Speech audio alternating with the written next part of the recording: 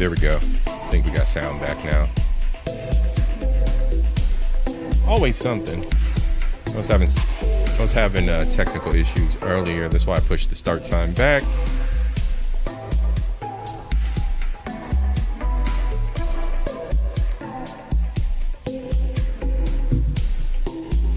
Thus is the life of a content creator. It's all about having fun, though. Thanks for joining me, everybody. Professor Lovely Lady, thank you for being here this evening. As always,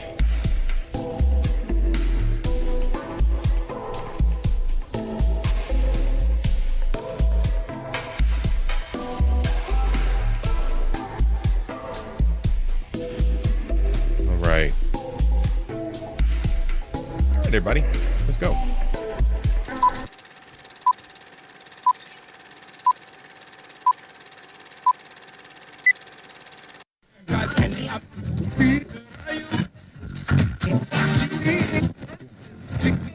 This is a certified hood classic.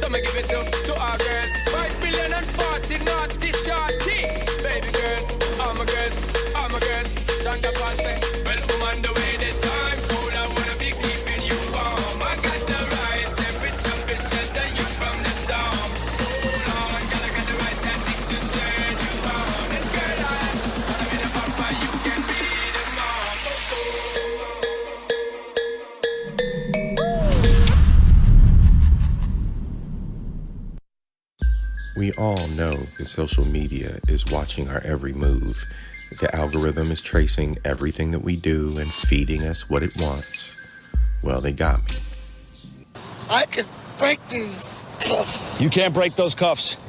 We appreciate your cooperation now. And on the other side, many don't get to see what YouTube jail looks like, but these are the accommodations. And, I wasn't going out like that. I had to appeal, so I filed it. With such a... Give us free! Man, anybody who's been in YouTube jail knows they ain't listening. So the best thing for anybody to do that gets caught up is to get acclimated, and that's what I did. But on the outside, y'all held me down. You know what I'm saying? My supporters, my subscribers, y'all were there for me. Like Lando Bando was writing letters, and Miss Queen Sunkiss was out there writing letters. Y'all had a whole campaign going. Bronze Bird was helping me out. Twins, shout out. But it just wasn't enough. When I got out, the walls were closing in on me. I was getting these headaches, and I had turned Asian. So I had to clean up my act. I had to hit up an old friend, Helen Mirren, and she got me back on my game. Taught me to stretch it out, get my workout right. I turned around and got me a Pilates instructor because I liked her Pilates. Yeah, boy. But it wasn't enough. The world had lost all meaning and color. And slowly, I felt the anger stirring like a storm. YouTube done fucked up now. See, I was gonna go out peaceful this year.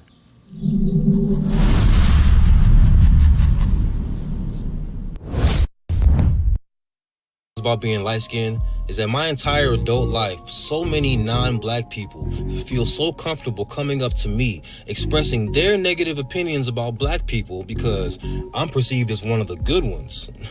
Nah, bitch, I'm one of them ones. And you finna get fired. Do you know one of the funniest things about being light-skinned is that my entire... The emperor has no clothes. A lot of you may not know this story, but it is an idiom that describes a situation where people are afraid to criticize someone or something because the masses believe that thing or person is good or important.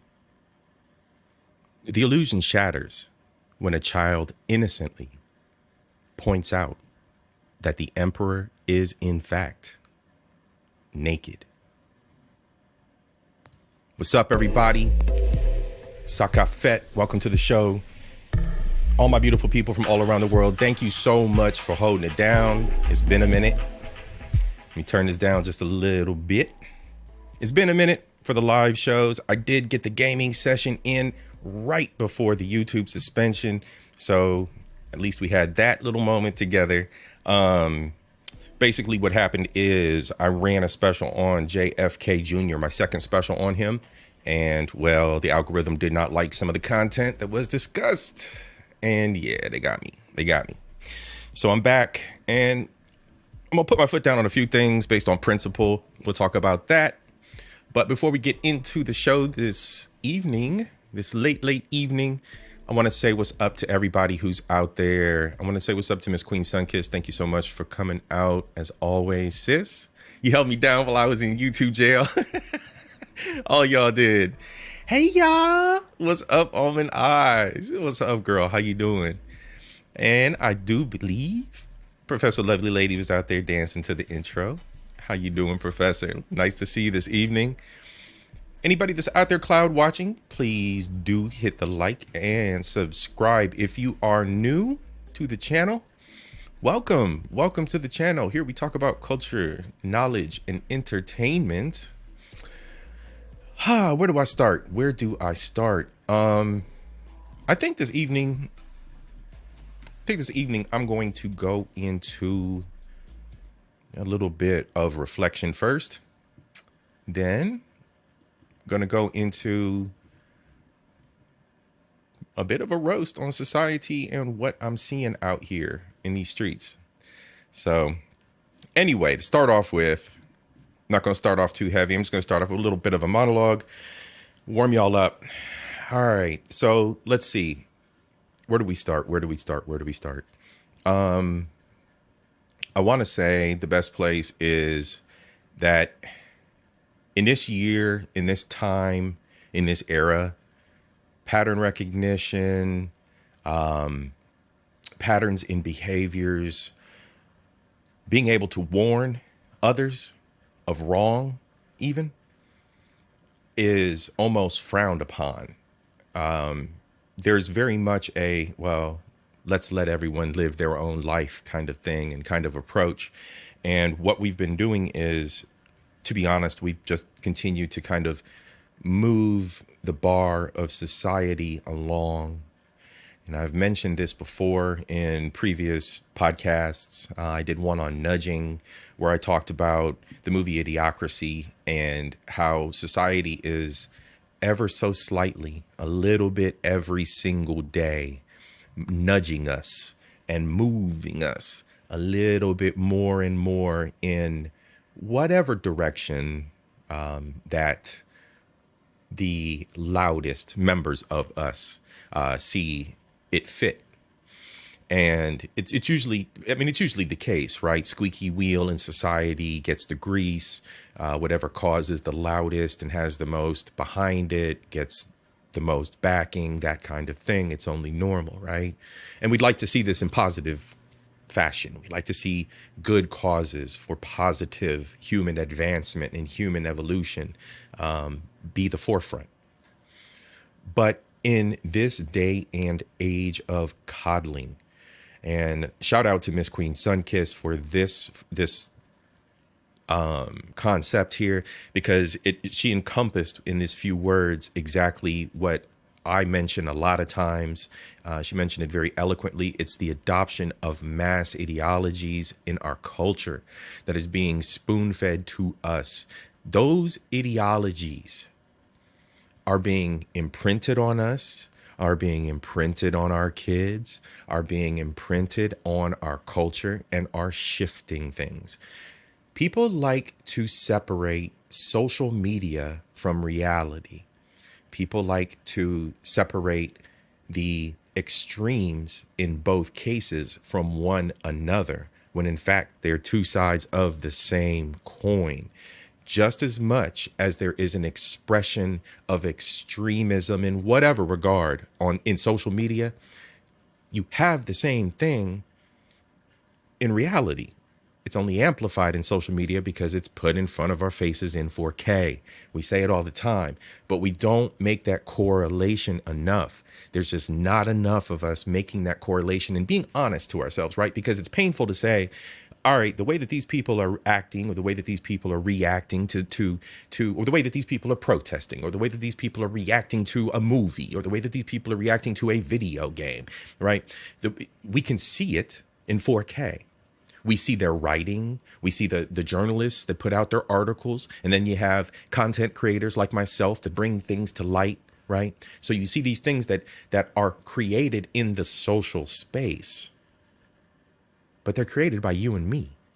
They're created by millions of us.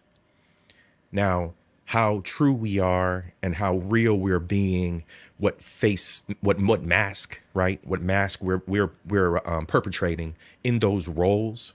Now that, to each his own, that may play a part, right? That very well may play a part. And a lot of us have a problem with being true to ourselves and being comfortable in our skin. So it's always better to portray that persona. It's self-preservation. But we can't deny that what we see is a microcosm. It is definitely a microcosm. And the problem is that it's bilateral. It's a feedback loop. It's feeding back into itself. So while you may be more conservative, right, and you may be more detached from social media, you may take more social media breaks. You may consider that what works for you healthy is mentally healthy, right, for you, right? People take the social media breaks, and you could be someone who once in a while checks with your family and once in a while checks on Facebook. And then you see a post or two and you go, well, that's shocking. And then you scroll on by and you keep on going. What you're seeing is that microcosm just served up to you. You're going to go about your isolated, siloed life. But what you're seeing is that mirror of what's out there in the world. We all know, those of us who are the cool kids, we know, and we've already talked about this. We already hang with content creators that are freely admitting these things and are freely bringing to light that social media has completely changed dynamics in the way in which that we relate to one another, the way that we view one another, the way that we view content about the world around us. So I'm almost 50. I'm 2 years shy, right? And in that time, I think I was about 12, 13 when I started getting onto the bulletin boards, and I started looking at what was out there as far as the growth of the early internet. I didn't even realize what it was that I was exploring and what I was experimenting with. And I mean, we go from, the dial-up modems with the screech and the two modems are talking to one another and then they sync up and then boom, you're on America Online. Before that era, where you only had a text screen, where you're only on bulletin boards, where you're navigating from folder to folder and forum to forum.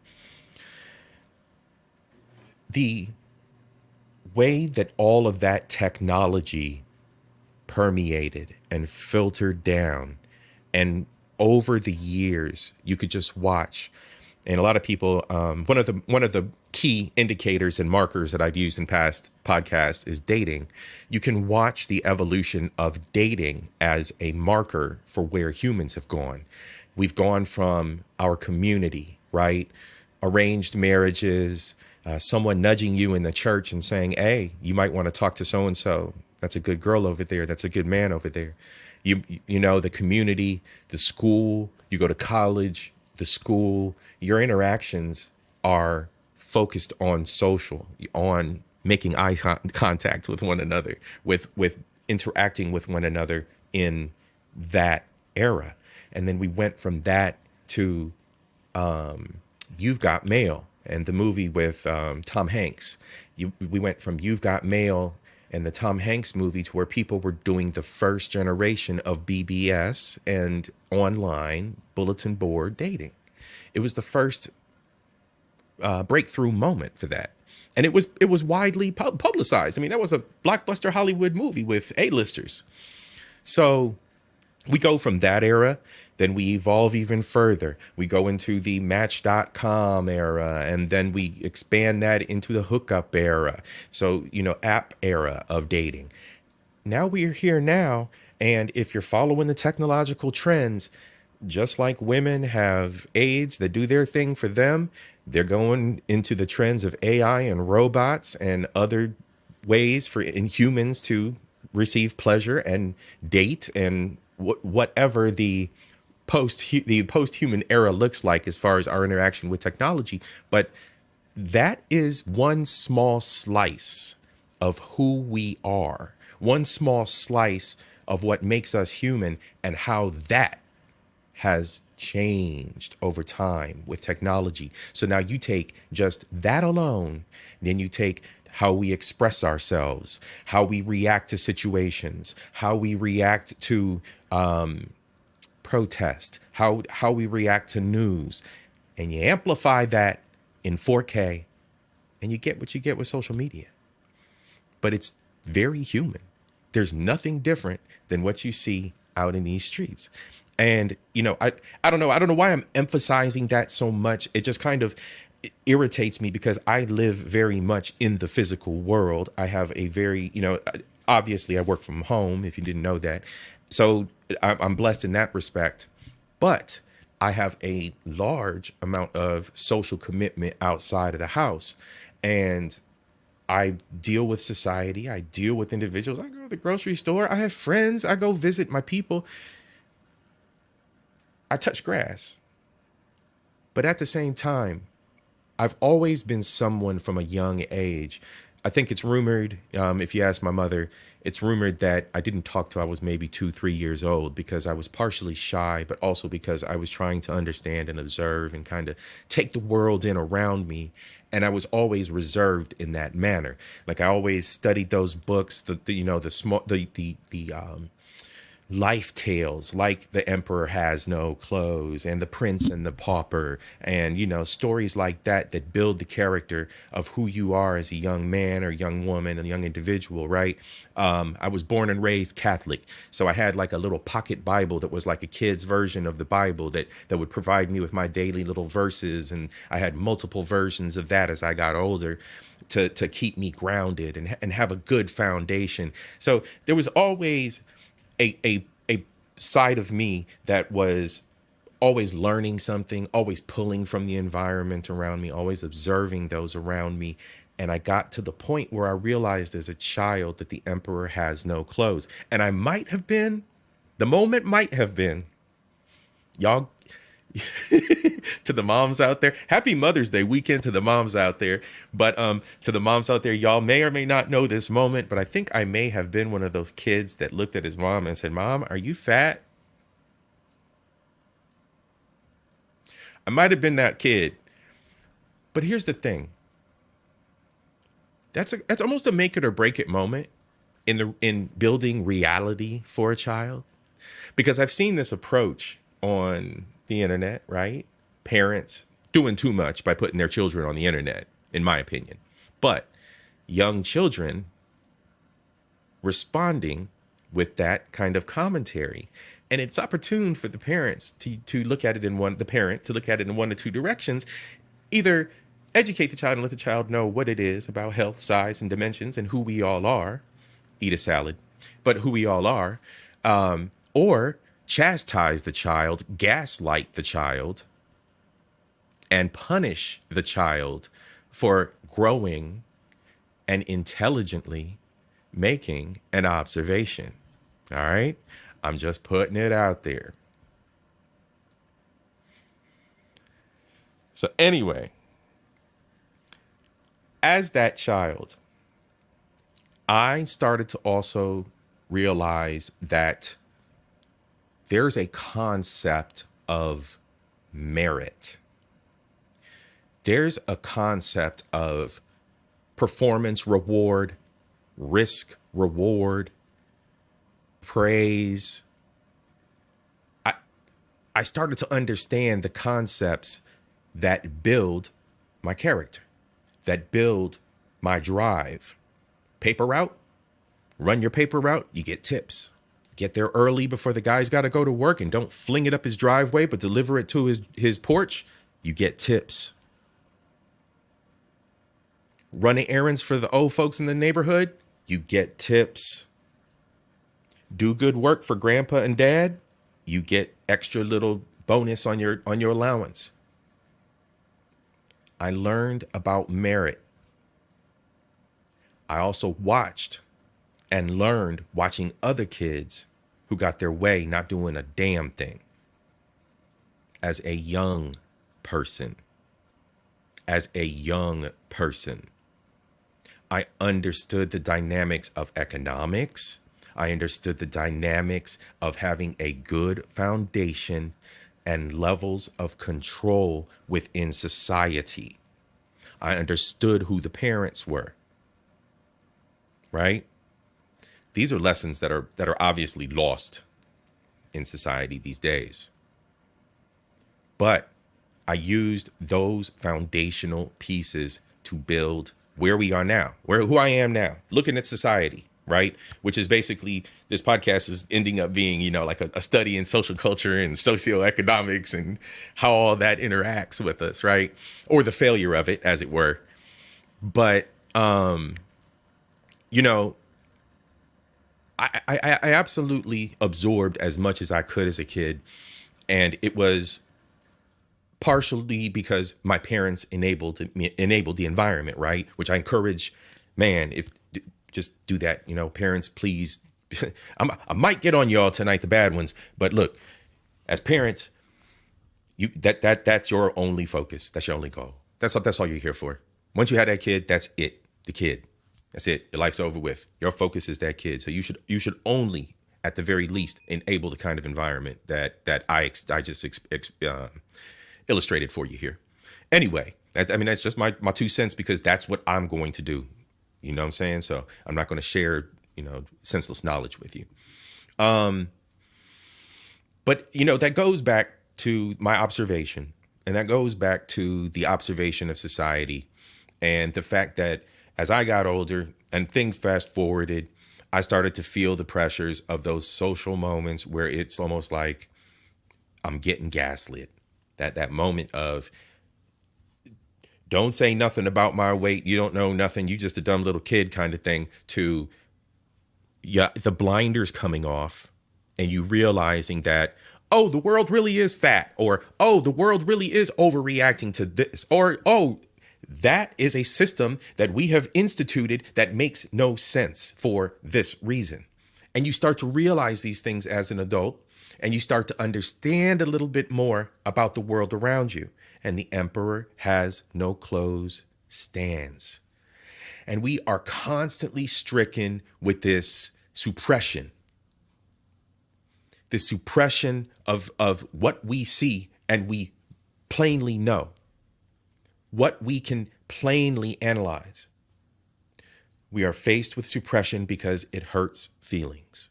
We are faced with suppression because it hurts a color of a flag that will give any common man in this day and age a fucking seizure. Yes, I'm talking about the LGBT flag, all right? I ain't representative of that union of whatever the fuck, but all I'm saying is that flag, the new 2024 version, is a fucking atrocity. It looks like it's got the fucking umbrella zombie logo in the middle of it and shit. I don't know what the fuck y'all are doing, but all I'm saying is that ain't civil rights, and that ain't women's rights. Y'all can split hairs all the fuck you want, but over here, It's civil rights and it's women's rights. Leaving it at that. Because to be honest, I wouldn't know shit about you if you didn't talk about how you were fucking.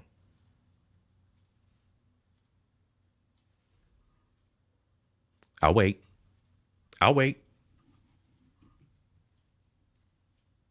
Anyway, let me get some shit going here. Yeah, hold on a minute, y'all. All right. One second. Yeah. Speaking of what I was just talking about. Brother, what's that? What's that, brother? Yeah. Brother, ew. Anyway. So let's get into this. Let's do this. We're going to do something else. We'll skip over to a little react. I think it's like a 10, 15 minute. Professor Lovely Lady, thank you. Absolutely correct. Truth do not take into consideration one's feelings. The truth does not take into consideration one's feelings. Truth hurts. We're gonna go to react here. Hold on. Hey, there we go. All right, we're gonna do this. You want to see some truth? Let's talk about truth. All right, y'all. Boom. Let's talk about this. I'm gonna skip forward. Health. My healthcare journey. My health journey. This dude right here, this boy right here, your boy. I am so fucking proud of myself. All right, here we go. A year ago, my doctor told me, he goes, you need to start taking in atorvastatin because your cholesterol is through the roof. All right. I might have talked about this before. I think I kind of hit on it. I don't know. We have fun over here, so it's not always, I don't write everything down that we talk about. Health is important. So I probably talked about this. My people, my parents, they've been through their journey. They've been through their ups and downs. They've had all kinds of stroke and heart attack. I'm almost 50. I'm not doing that. And that was it. Somebody asked me, a person came up to me and asked me, and God love her. She's a friend that's been in my nuclear circle for a long, long time. God love her. And I might have snapped at her at that time because I've got a certain misanthropy about people when they ask about, well, what did you do with your health journey? Yo, I didn't do nothing different than what is out there for all of us. I didn't do nothing different than what's out there for all of us. Like, everybody needs to stop the cap about their health. Like, the shit, it really pissed me off when she asked me. And maybe that's not, maybe I need counseling. No. What's your health secret? Bitch.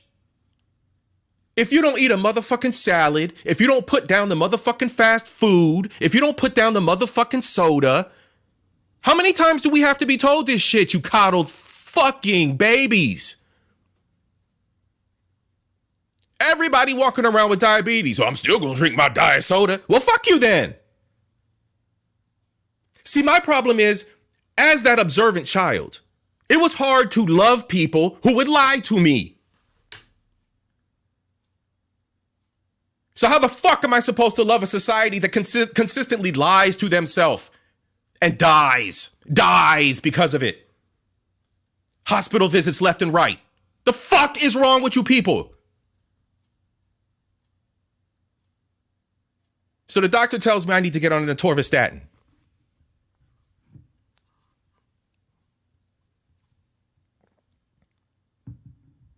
I fill my script, begrudgingly. I do what I need to do because I'm in panic mode immediately.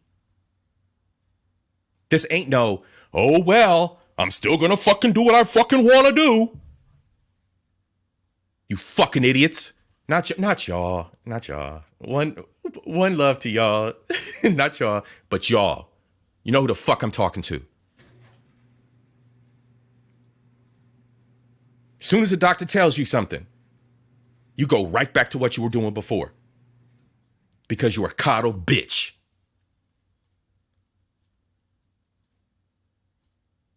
So I changed my diet. I stopped drinking soda. I stopped the dumb shit. I backed off of drinking as much beer as I drink. I love my Heineken. It's going to happen. I love my wine. It's going to happen. But I reduced my intake. I stopped smoking 7-8 years ago. I didn't start smoking till late in life. It wasn't something like, I was a kid around my parents. My parents didn't smoke. I picked it up because it was just a bar. It was in the bars. It was in the 90s. It was a thing. So I stopped smoking maybe 7 years ago. I transitioned, but I beat it. That was one of the first hurdles. And then the doctor's telling me that my cholesterol's through the roof. I was overweight. I was overweight. I learned to look myself in the mirror and tell myself in the mirror in the morning that I was going to do better for myself. Look yourself in the mirror and tell yourself you love yourself. I challenge you. Every morning, do that. I challenge you. And for the weaker ones of you, the ones that are a little more emotional about the way that people look at my body, I guarantee you're going to cry. I guarantee you're going to feel a little bit different about yourself. If you're serious, I guarantee you're going to feel a little bit differently about yourself. It's going to be an eye-opening moment. If it's not, you ain't doing it right. There are plenty of resources, and I think this is why this enrages me. There are plenty of resources for food. There are plenty of resources, as far as education on what healthy food is and what helps make a healthy meal or a meal prep plan. Plenty of resources of healthy knowledge. I gave up watching syndicated television years ago because there were more sources of knowledge being shared on YouTube than there was when you touch grass. I started my workout journey watching the Jay Jordan on YouTube.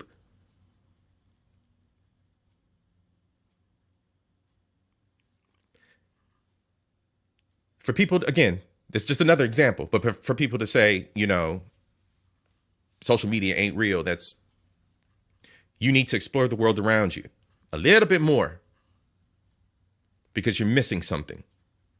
For someone who doesn't watch social media,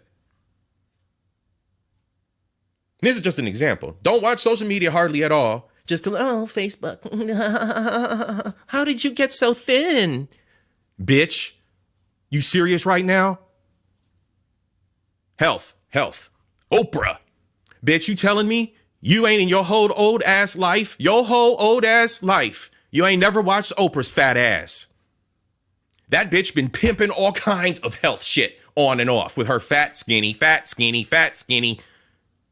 just so she can pump money out your ass. Half y'all, the dumbass sheep asses, because half y'all just, ooh, Oprah. That's all y'all doing. Just sucking the teat. Oprah just feeding it to you. You telling me that you ain't been watching that bitch? Sally, Jesse, Raphael, none of them bitches that been talking about weight loss. Oh, this, that, positivity. Oh my God. But you're going to ask me in 2024, how did I lose weight? If you fat, lazy motherfuckers don't start eating a goddamn salad and talking to your fucking doctor, if you are not sick, if you don't have a disease, a condition, or something in your body failing, fuck you. Fuck you.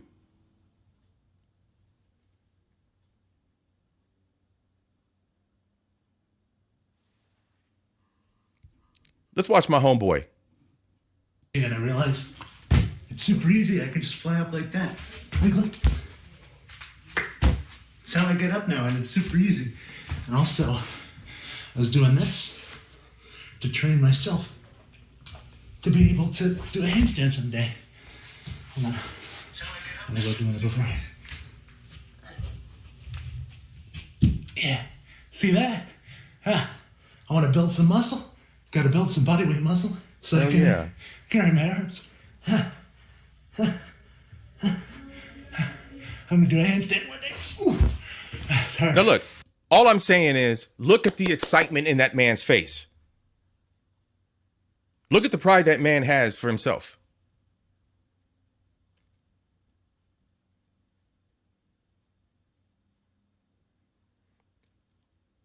I'm not saying that I went through that extreme of excitement because I saw the change slower. So it was gradual, but I knew I was on the right path. But when I realized that my knee didn't hurt anymore after I shed 47 pounds, I'm excited. I'm constantly putting on, it's summertime now, right? Spring going into summer, and I'm putting on new, gear that you put up. I'm like, I need new gear. It's exciting. I'm eating better. I feel better. I look better. Like, there is something to be said about loving yourself. And we went from participation awards to patting everybody on the head and saying, it's all right. You'll be all right. You're good. It's not good. It's not good. And you should love yourself more. That's probably why when I talk to Bronzebird, shout out Twin, you know what I'm saying? Like we keep batting back and forward about this whole misanthropy thing or misanthropy light and how we look at society. I mean, it's almost an indictment of neglect, but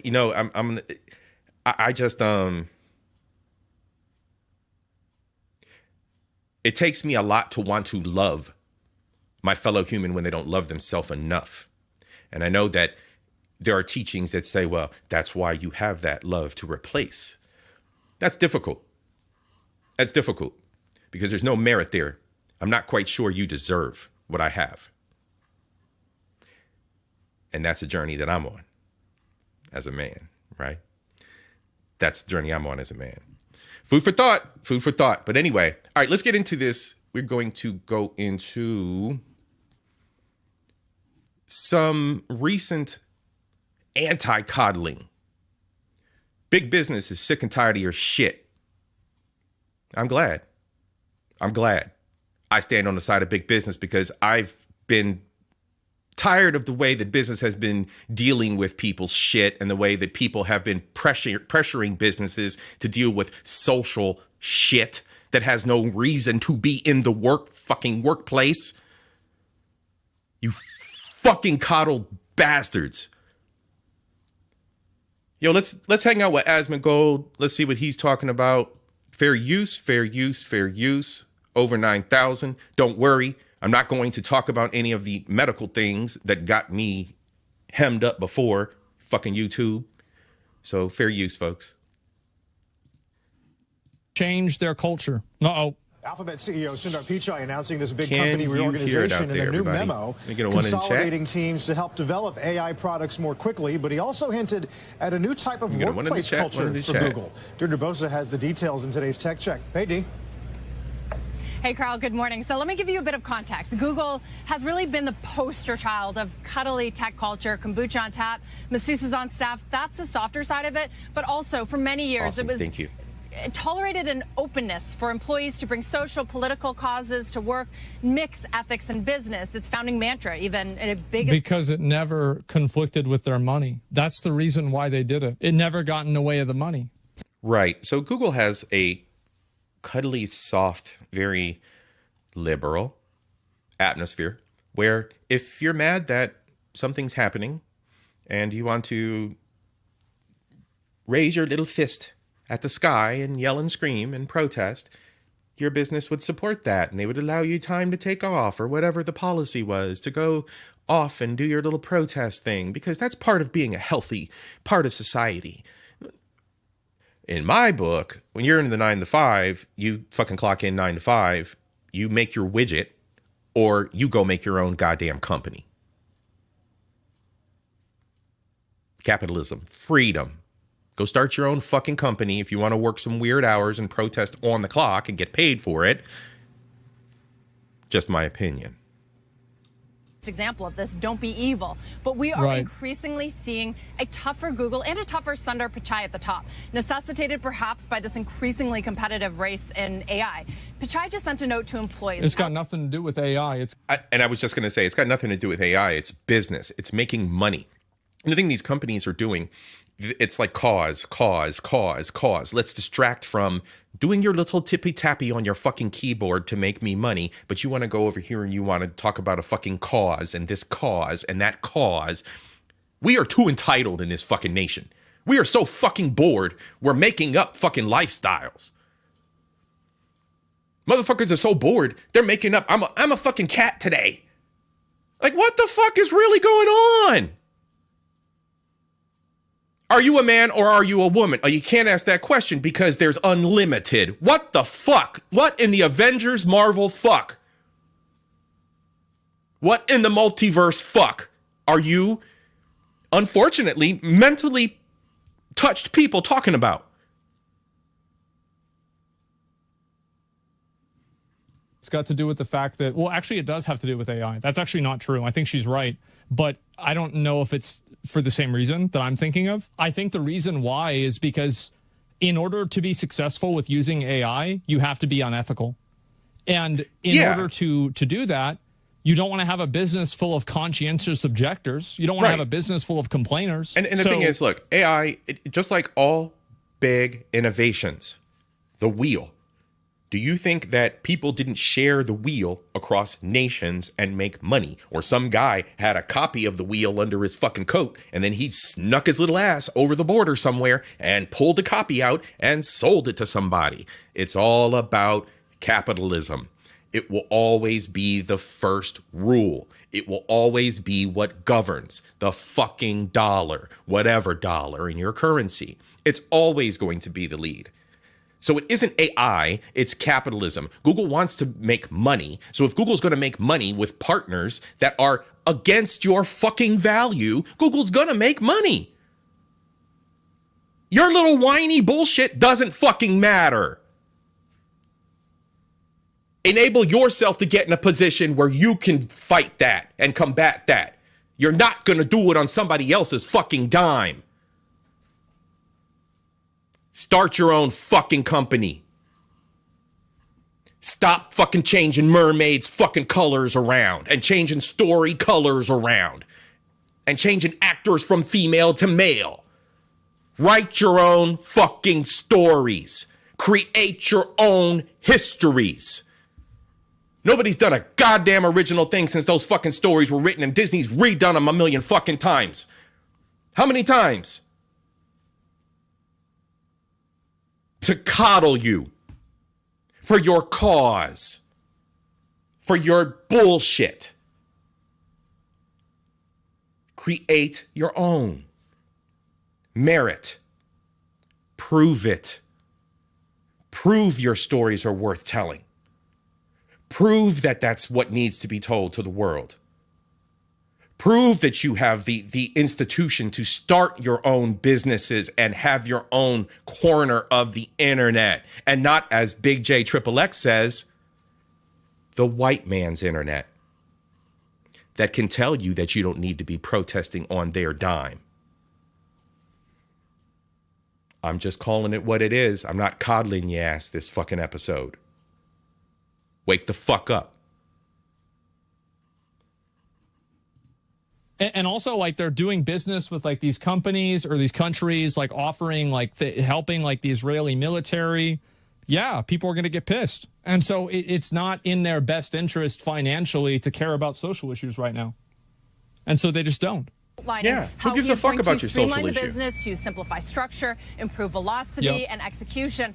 But the most interesting part of his memo that came at the end of it, he wrote, and I'm quoting him here, "This is a business, not a place to act in a way that disrupts coworkers or makes them feel unsafe to attempt to use the company as a personal platform or fight over disruptive issues or debate politics." And guys, and that's what the CEO of Google said.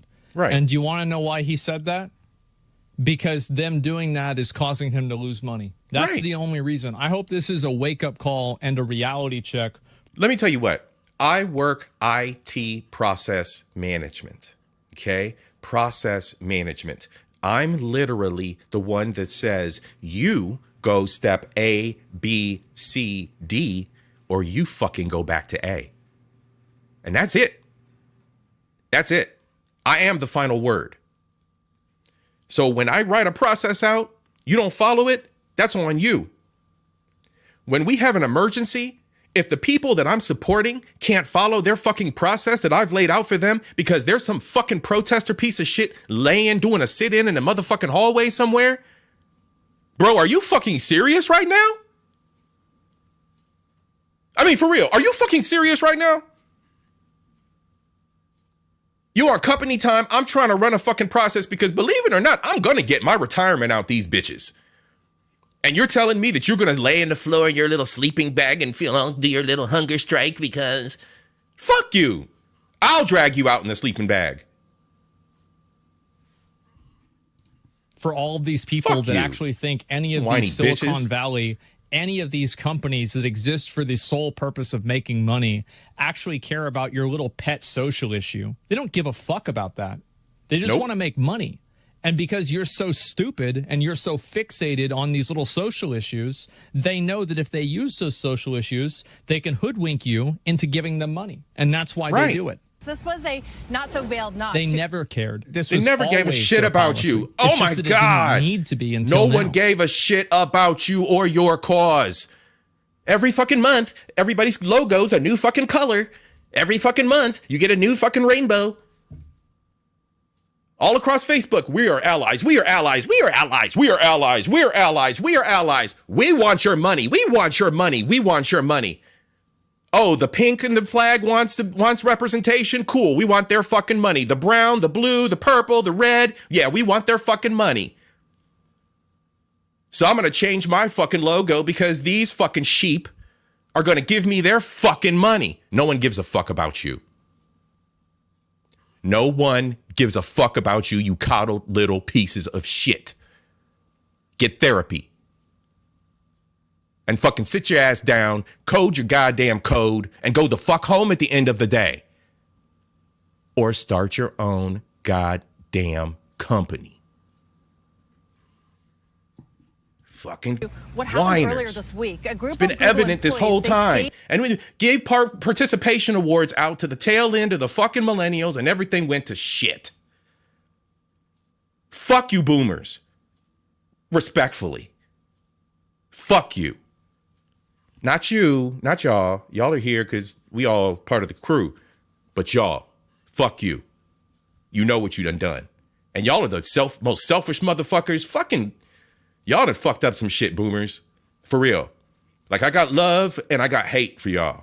Staged a sit-in across a number of Google offices, including one literally inside of Cloud CEO Thomas Kurian's office at headquarters. They were protesting a more than $1 billion Israeli government cloud contract. But instead of hearing them out or dropping the contract like Google did back in 2018 with the Pentagon AI contract in response to employee blowback, Google instead nearly immediately fired nearly 30 of the employees involved in and I bet all the rest of them stopped doing that shit. You think they actually gave a fuck about Israel? Or exactly, about Asmongold. Tell him, bro. Tell him. Bro, some people today are so stupid. It's sad. Where do they come from? Sit-in. And Pichai's memo now underscoring this point that this is a business, i.e. don't bring your social causes to work. That's don't bring your shit to work. Of the Google we've known for the wear your little, wear your hijab, your little different colors to represent your people. Wear your purple hair, your pink hair, your piercings all in your fucking face. Do whatever the fuck you want. But when you walk through those goddamn doors, sit your fucking weird ass down and get your work done and then clock the fuck out when you're done. Last few decades. To further put this in Pause for another. Again, y'all, I apologize. Somebody told me years ago you wouldn't have employees. I bet you a thirsty motherfucker would come work for me and do what the fuck they gotta do, and my company would be that much better. I don't need privileged pieces of shit. in context, look at Meta's announcements yesterday. Here's the thing. I think we're seeing a lot of people turn on LGBT issues in America, which is a really bad thing. I'm a huge supporter of that. And that's the thing. Look, I'm a supporter of human rights, okay? Love who you want to love. Fucking whatever hole you want to fuck in. Do whatever you want to do, all right? Freedom! Fucking do whatever you want to do, all right? But keep that shit in your fucking bedroom. I don't need to know about it at work. I got respect for you. No one needs to be beat up and ostracized and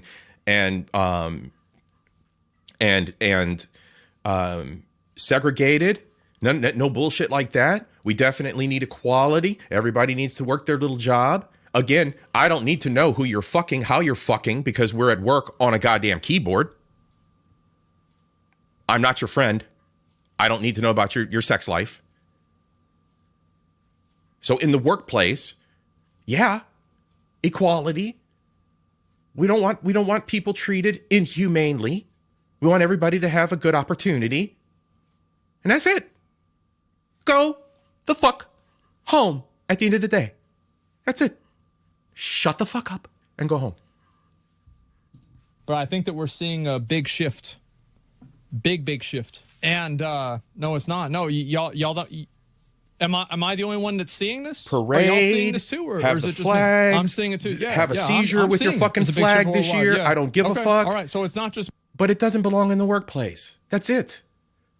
We've coddled everybody in this goddamn society since the fucking participation awards to the point where they are fucking delusional about what they are owed.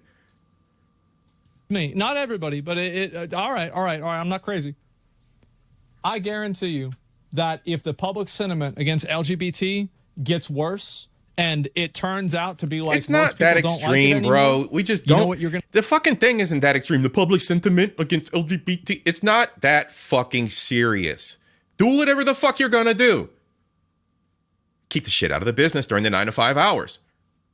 There's no need for us to have extra distractions for causes. Let me tell you something. This one effort alone, and I've been hammering diversity, equity, and inclusion. DEI took away from my work schedule, and I was getting slammed for task work during the time that I was involved in the DEI council at my job. I had to divide my time at work to do that, to fight for the cause, to make sure that, in my mind, blacks and women,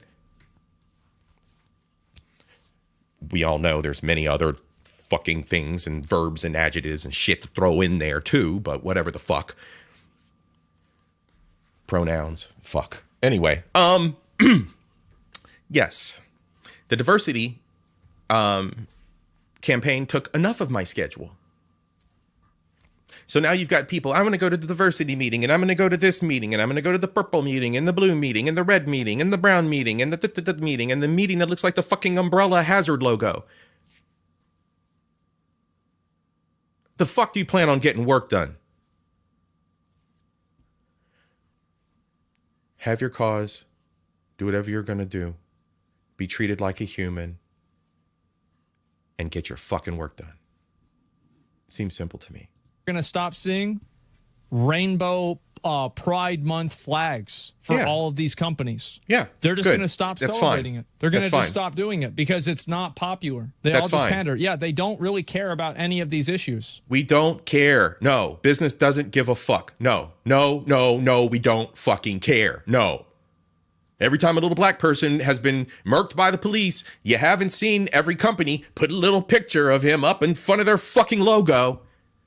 Every time a woman either achieves something great or a woman is remembered in history, you don't see fucking companies always changing her fucking logo to that fucking woman's little bust and little face of her smiling. Nobody gives a fuck. Again, minorities and women. Rest of y'all can get the fucking line.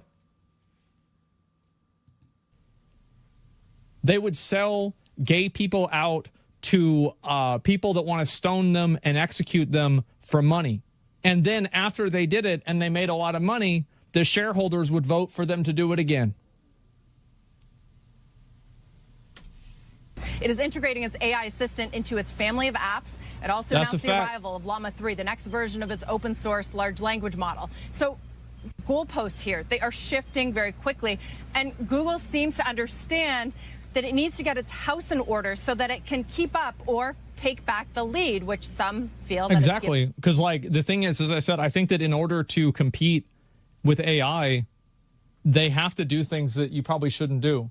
Right. But the thing is that if they don't do it, another company will do it. Absolutely. And they will beat them. Nobody cares about like. Absolutely. For instance, if Google makes a giant breakthrough with AI and they're able to, like, you know, for instance, make an AI that does something uninhibited with mathematics or some high level mathematics or something, and they're the first company to do it and they're able to monetize on that, do you think for a second they're not going to monetize on that?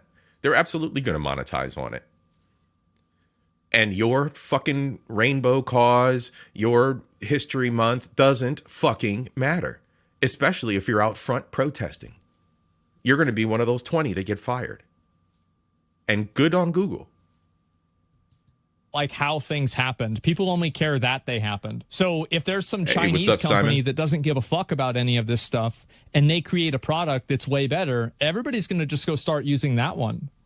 Nobody's going to care about like, oh, but this is unethical. Nobody gives a shit. If they did, they wouldn't have been buying phones. Right. They wouldn't have been buying the shirts for like $6. Right. From sweatshops. Come on. Given up. Now, how it impacts the financials, the stock, the race will be certainly playing out at the top and bottom lines of the mega. No, if I was an investor, I would be happy. I would be happy because it shows that they're not going to let this shit get in the way and they're going to do whatever it takes to make money. All right. And looking at that graph, looking at the choice that Google made, looking at what's happening with their money, right? This is the problem with Disney right now. DEI. Again, not only has DEI, again, I was an ambassador for it. I've already bought into what needs to happen with DEI to make sure that minorities and women have fair chances continuing going forward. But when you dilute the water and you put in what we now call the message, you're sideswiping society by indoctrinating them to this bullshit. Going back to Disney stocks are down. Explain to me why. Y'all know why. Y'all know why. Don't even act like a bunch of coddled little bitches. Y'all know why. Because their movies suck. Because they are pushing social bullshit instead of mindless entertainment. What people go to the fucking movies to do, to be entertained. Now, I don't know where in the sphere of social media versus touching grass people want to divide where entertainment falls. But if the message of extremism and radicalism and sexual behavior is only on social media, then explain to me why in the Chucky TV show and people kissing and shit, why all the Disney movies are all weirded out these days, why everything's got to be flip-flopped historically, a historical story flip-flopped to tell a message instead of telling a new story with heart and character. It's shit product. No one wants it. Your numbers are lies and you're fucking gaslighting your shareholders. I hope whatever extreme you can suffer, you do, because you're full of shit, Disney. You're full of shit. And Hollywood as a whole, I certainly hope they follow fucking Google, and I certainly hope other tech companies lockstep. Get in line. You will suffer. And I'm fucking trying to retire in the next few years, motherfuckers. Get your shit together. Absolutely. As we have been tracking, and in particular, I will be looking for more of this kind of commentary or hints of a tougher Google, a Google on the offense, which I've been talking a lot about when it reports next week. It's Tuesday. Also, of course, how the only one they're on the offense against is the public. Its cash cow is being impacted by the competition. You can see on your screen, guys. That's because they got public backlash, going to be but it was very, limited. Very busy few weeks filled because people need lots jobs. Of mentions on their AI Don't look a gift horse in the mouth. Get your goddamn paycheck and go the fuck home. Yeah, I wanted to show that. What's up, just everybody? because I thought it was funny. I think that a lot of the people that work at these companies that think that they're some kind of good person for working at one of these companies, it's time for a reality check. Like, you were never on anybody who you think is important's side. Do you as an employee understand that when they institute some kind of diversity, equity, and inclusion program, that they spend money to fucking do that?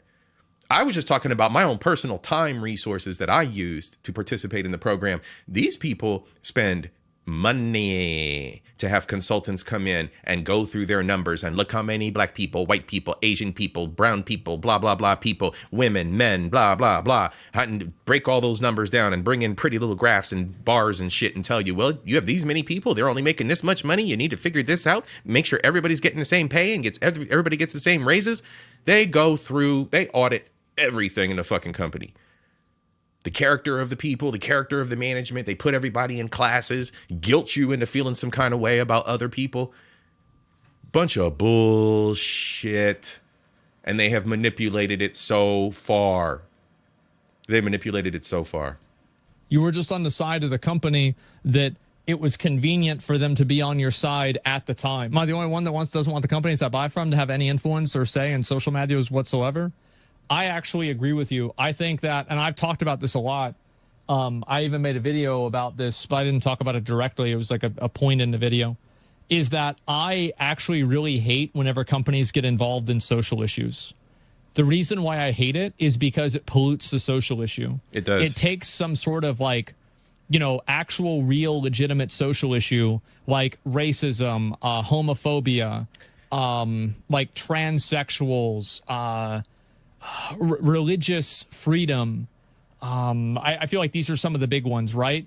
Maybe like the way that like crime is policed, and they take that issue and they pollute it with their own agenda, and they pollute it with their own skeletons in their closet and their own reputation. So now whenever you're thinking about, is pride good? You're thinking about the Target pride thing, and you're thinking about the Google pride thing. And then Target wasn't paying people a lot of money. And so it's like you have all these things that are getting infected. Like they're basically a parasite on these social issues. They are literally a parasite. They use a social issue and they squeeze fucking money out of it while they are poisoning the social issue with their own fucking reputation. That's what's happening. Well, that's definitely happening. I hate this shit. I absolutely do. Exactly. And that was the whole thing. Come to me, sheep. You look at the LGBT flag and you got all the different colors and all they got to do is just paste it up there, and then whatever color I feel like today. Oh my God, this company fucking loves me. Oh my God, Starbucks put the fucking flag up. Oh my God, it's a safe space. Oh my God, they love us. And what are you gonna do? You're gonna fucking like a meh, and right to the store because you're coddled, because you're childlike, because you're easily manipulated. All this bullshit is just social programming. Just be who the fuck you're gonna be. Poke whoever the fuck you're gonna poke in your goddamn bedroom. Keep it the fuck there and be happy. Doesn't belong in work. Everybody doesn't need to be, everything in life doesn't need to be infected by it and impacted by it. Fuck. It's not the woke ideas that are bad in essence, just basic rights. Just too many hands are making them look idiotic. Well, it's the fact that these companies are usually doing it. And the problem is that also, there's like charity washing, and there's like a lot of terms for this. Like, for example, like somebody does something really bad and then they go and they do something for charity, or they do something for like some other reason, or they try to do a good deed to like erase the bad deed. Right. And I think that companies do this in such a cynical way that it actually turns people against the social issues themselves. Yeah, it's effective altruism. Well, it's a conspicuous altruism. Can you blame them whenever social activists, what's this here? Social activists go to big companies for help to push awareness. Can I blame them? Yeah, of course I can blame them because they're doing it. Of course, the corporations wear social issues like a skin suit to keep the useful idiots consuming their products. I agree. See? It's a monumentally Useful bad idiots. idea to tell young kids they're in the wrong body, psychoweaving. Well, either way, if it's a good idea or a bad idea, I don't want to hear about which one it is from Walmart. I don't want to hear about which one it is from Target. Right. You can debate LGBT shit all you fucking want. I don't care. But the problem is that I don't want to have a company that is a international company that has no obligation to society at all, creating propaganda for it one way or another. Thank you. That's it exactly in a nutshell. I don't need these companies propagandizing social fucking issues. Keep that shit the fuck. I won't. People think I'm fucking joking. You think I'm joking? I put a post up on my community wall. I'm not monetizing on this fucking platform. Fuck this platform. You think I'm hit the motherfucking Cash App. Hit the Cash App. Hit the Cash App. Hit the Cash App. Support the content creators that you like directly. Don't feed these beasts. Don't feed these companies. Don't feed these monsters. If you value a creator, find a way to support them outside of the filters and percentage cuts and bullshit and censorship. In this case, that this fucking platform basically governs over top of all of us. Support your content creators directly. And don't support companies who are behind bullshit tactics and bullshit fundamentals. Somebody asked me, it might have been Deathmage. She asked me if I had played, she asked me if I had played a game. I can't remember what game it was right now off the top of my head. And I mentioned that I don't have a PS5, but I had played at a homie's house, and I was thinking back, like, maybe I should. I was thinking for a brief moment, maybe I should pick up a PS5, and then I stopped myself dead in my tracks. I will never, just like I will never monetize on this bullshit platform. I will never, ever buy another gaming console. But I will specifically never, and I love me some Sony PlayStation. I got two PlayStation 2s, a PlayStation 1, or two PlayStation 3s, a PlayStation 1, no, three PlayStation 3s and a PlayStation 1 in storage. And they're all different versions. Anyway, I love me some PlayStation, but I tell you what, I will never give Sony another fucking dime. When they got hacked and they waited, 2-3 months? See, everybody today is just used to it, right? Right? All you late millennials and all the rest of y'all just get hacked all the time. Y'all don't give a fuck about it. Y'all don't care, right? Half y'all even look at your credit reports. You could be hacked right now. You don't give a fuck. Y'all don't know, don't care. Nobody cares. They tell you every day, you've been hacked, you've been hacked, you've been hacked, you've been hacked. I've been telling motherfuckers since the fucking internet, since they was on Facebook, hey, y'all been hacked. Well, if they want me, they gonna get me. You coddled dumb bitch. People just relinquish their lives to society. Just Jesus take the wheel. These companies are making money off my data. I don't care. These companies are selling my data. I don't care. They're hacking me. I don't care. Knowing goddamn well if your bank gets hacked, you do care because you are totally inconvenienced for how many months? How many months? Y'all be taking L's for no reason out here in these streets. Anyway, you've got these companies out here selling data. You've got these companies out here harvesting this stuff, I've been warning people for years and years that it's happening. We've been turning back. What's that? But how is the platform supposed to pay the bills? Supposed to pay their bills? You know, that's a good question. That's a good question. That's something to be talked about, because there's a lot of content, and that's one love to the content creators that are out there. And you know what's funny? I went on and became member to a bunch of people because those are the content creators that I wanted to support like that.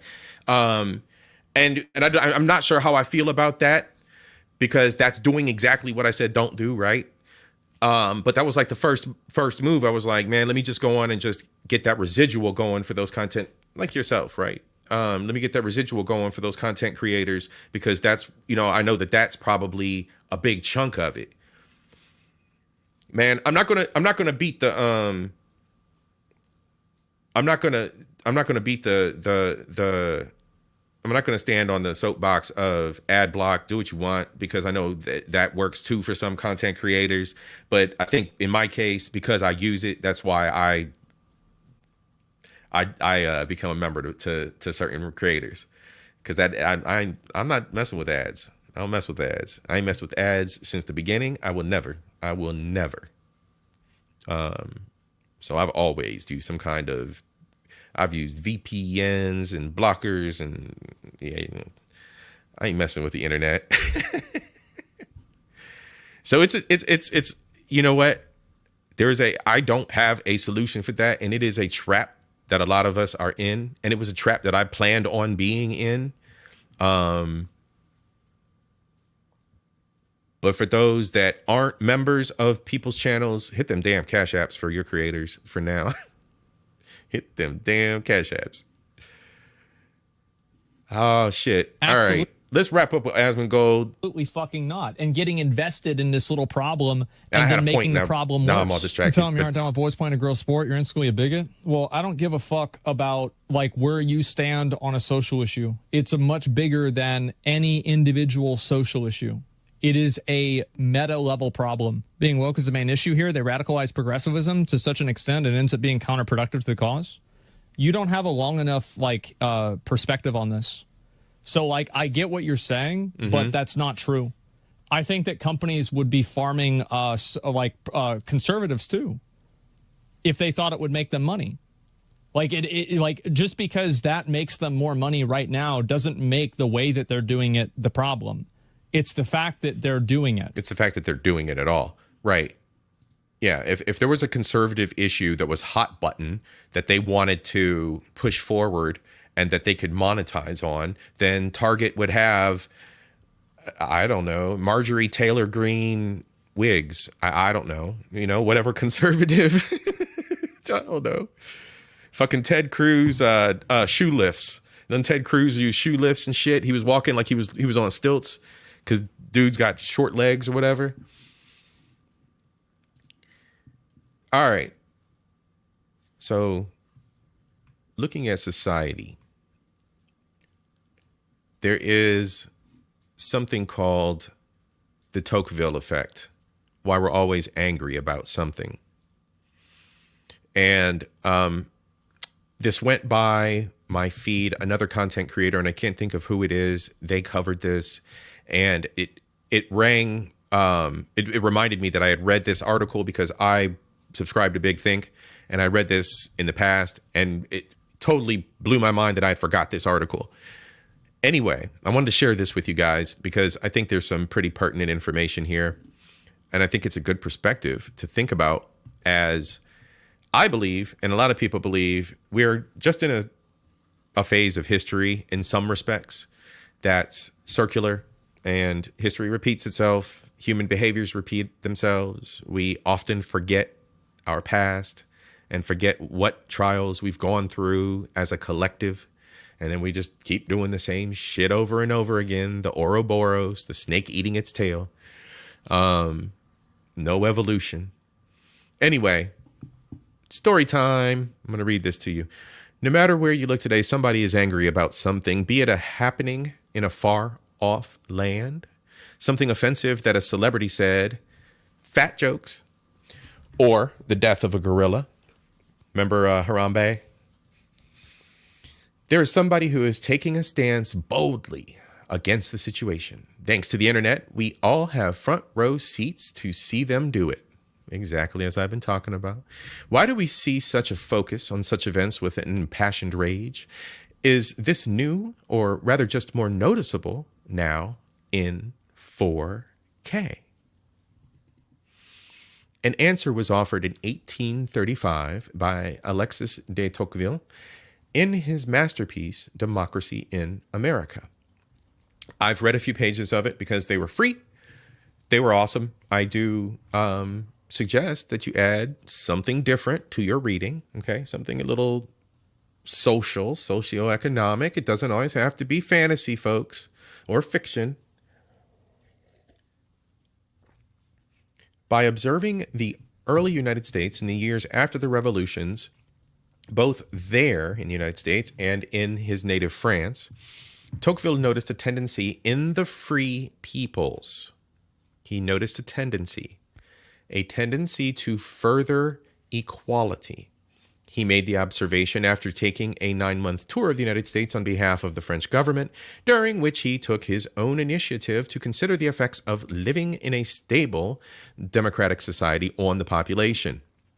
As he put it, the hatred that men bear to privilege increases in proportion as privileges become fewer and less considerable, so that democratic passions would seem to burn most fiercely just when they have the least fuel. I'll explain this in a second. I've already given the reason for this phenomenon. When all conditions are unequal, no inequality is so great as to offend the eye, whereas the slightest dissimilarity is odious in the midst of general uniformity. We'll break this down. Hold on. The more complete that uniformity is, the more insupportable the sight of such a small difference becomes. Hence, it is natural that the love of equality should constantly increase together with equality itself, and that it should grow by what it feeds on. Here's the explanation. We become more passionate about social justice as the severity of inequalities around us decrease. As conditions improve, as we become more privileged, we start to pick more shit apart. This was reflected by Chris Rock during an Oscar monologue about the Oscars So White controversy. It's the 88th Academy Awards, which means this whole no black nominees thing has happened at least 71 times. Black people didn't protest. Black people did not protest. Why? Because we had real things to protest about at the time. We were too busy being raped, lynched, and to worry about, be concerned about who was winning Best Cinematographer at the time. When your grandma was swinging from the tree, it's really hard to care about who won Best Documentary in a foreign short. There were other things, other human survival initiatives at play. We weren't worried about Oscars So White back then. Privilege has moved us forward. We have moved and evolved. So now we're at the point where Oscars So White. We're not worried about people getting lynched and all that other stuff and whatever else. Cop beatings are low. They're inflammatory, but they're low. And no. Oscars So White. Oscars So White. Right? I'm sure many of you out there had your little Facebook posts. Facebook was big back then. IG may or may not have been. Oscars So White. White people were doing it too. But you see how we move the bar in society? That's just one very small example. Then we go from BLM. Now it's Palestine. And it's what's going to be next, you guys? When are we gonna rally against the first AI bots that are walking around, companion bots helping old people? When we gonna start beating them down in the street? And poor old people who have assistant robots are gonna be laying on the street, sad because their robots have been destroyed by the protesters. Is that gonna be the next movement, y'all? What's next? You privileged, coddled fucks. What's next?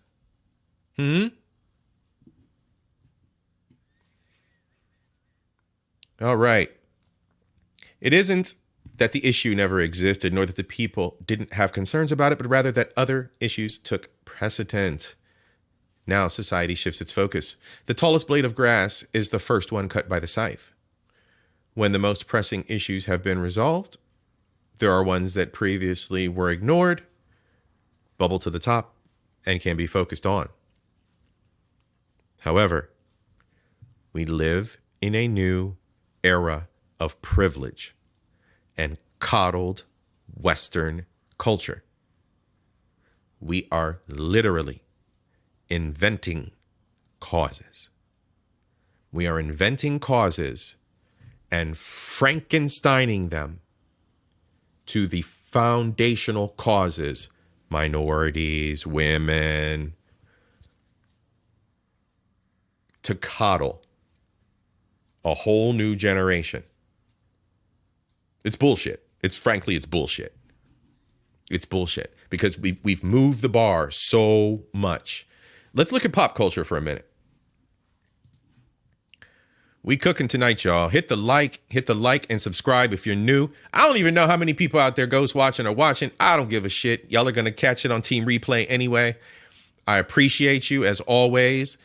If you don't like what I'm saying tonight, leave a comment. I don't know how long I'm in on this. About an hour and some in. Hey, leave a comment down below. The show's not that long so far. I'm $1:24 in. You got time. You knew it was interesting. You got interested as soon as you started hearing me cussing. So now you're vested. So go on and hit the damn like. Hit the subscribe. Hang out for a while. I got plenty of content for you. So let's look at moving the bar again. Anybody ask for the movie 16 Candles or Pretty in Pink or The Breakfast Club to be made diverse? Did anybody ask for that?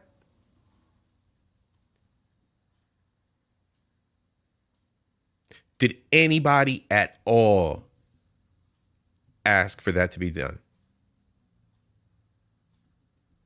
So we're now looking at stars who have we already know that Hollywood's fucked. Holly Weird is Holly Weird. We already know it gets that moniker for a reason. It gets that name for a reason. We already know that Hollywood's weird. We already know it. We see it. They spoon feed it to us to keep us stupid. It's the entertainment. So now we got these Holly weirdos placating, patting you little emotional, coddled babies that get your little participation awards. She's patting you on the head.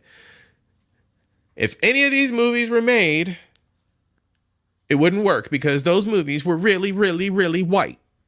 Bitch, I ain't have a problem with those fucking movies and I'm mixed. Whatever. Son of a tether.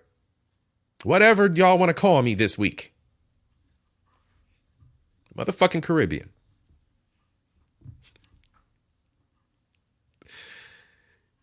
I ain't had no problem with this girl's movies. John Hughes, right? These are Hughes flicks, right? John Hughes flicks, right? Somebody correct me out here. In the opinion of 80s cinema icon Molly Ringwald, should Hollywood ever wish to remake 16 Candles, The Breakfast Club, or Pretty in Pink, said remakes would have to be done more diverse in order to really represent what it is to be a teenager in school in America today. Bro, we already know that Hollywood had its own perspective and views and siloed movies, but these movies are classics. Now we're going to this Little Mermaid shit. We're going to take it from the original story where the bitch was a complete murderer, deleter, pardon me, YouTube, where the girl's a deleter. chomping on human flesh left and right, to this Ariel bullshit with the animation and the it's all great and wonderful, lovey story. We gotta change it for today. We gotta change it for today. There's little fish-eyed, bug-eyed girls out there. We gotta put a little fish-eyed, bug-eyed black girl in the role.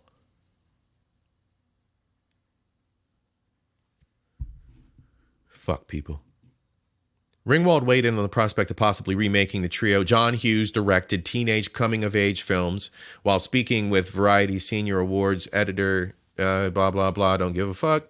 Per a clip of her appearance provided by Variety at one point during her time on stage, the actress was asked of her thoughts on remaking the films.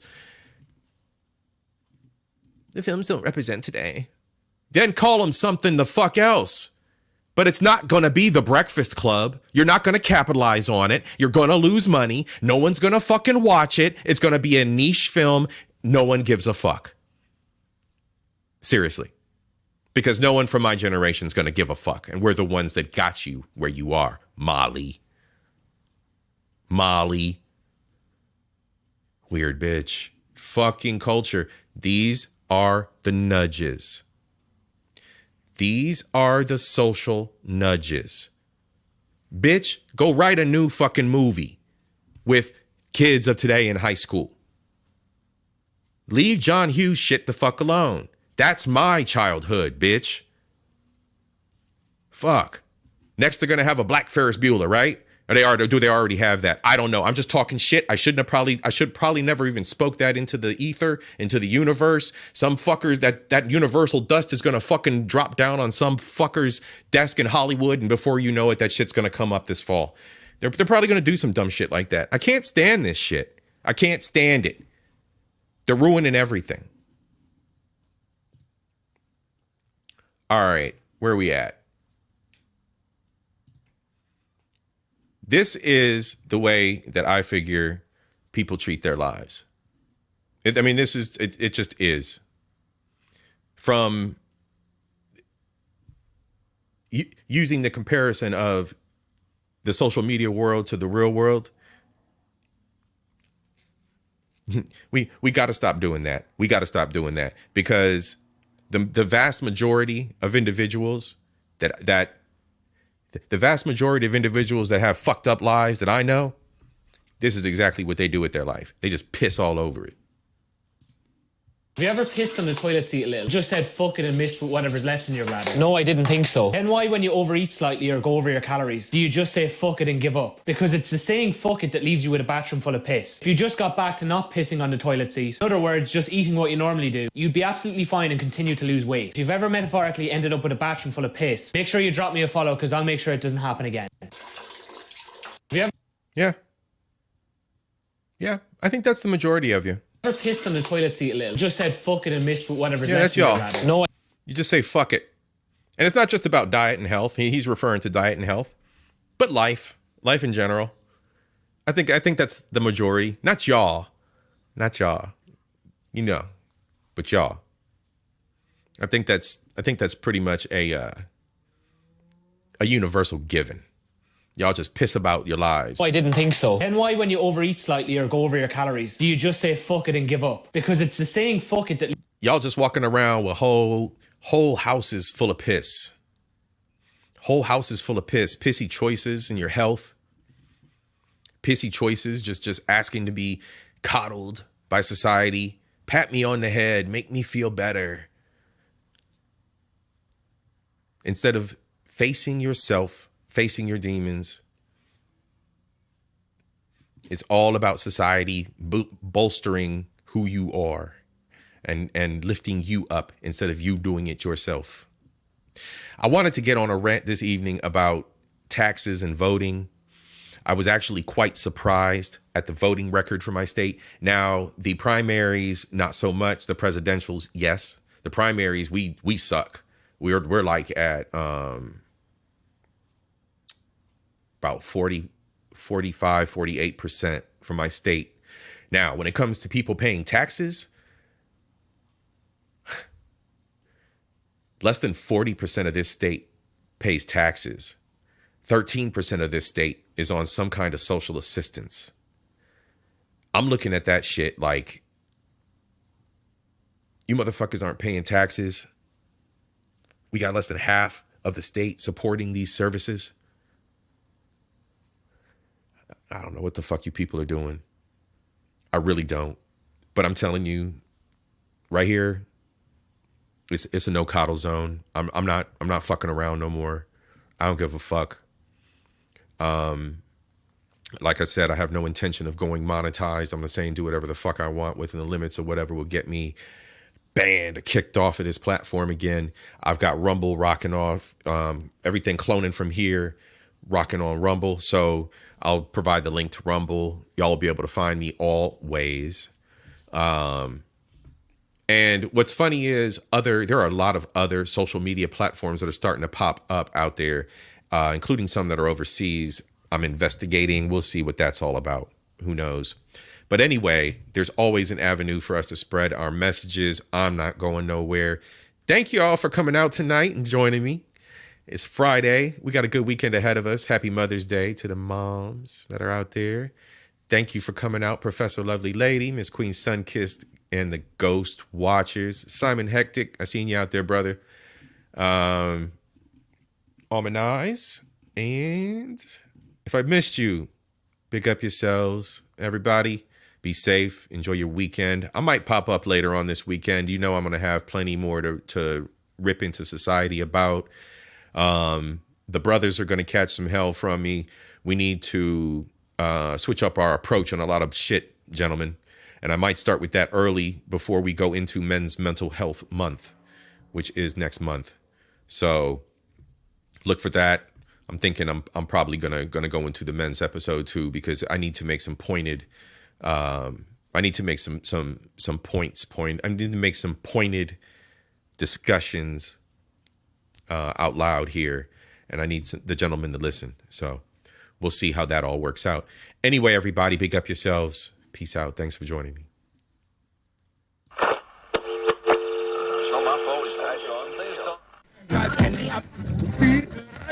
It was a provoking challenge, and nowhere did the challenge provoke more averaging a peak, I'd say about 0.1 amp.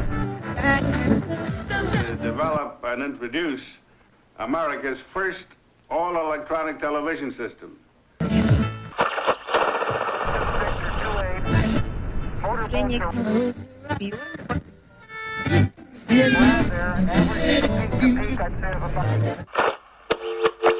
But Mr. Bishop, this sort of thing is going on all the time. And if something isn't done about it now, someone's going to... I'm in the airlock now, and it's dumped to, well, first I dumped it to 9, and then it crept back up to 9.5. I dumped it again, and it's sitting at 8.5 right now.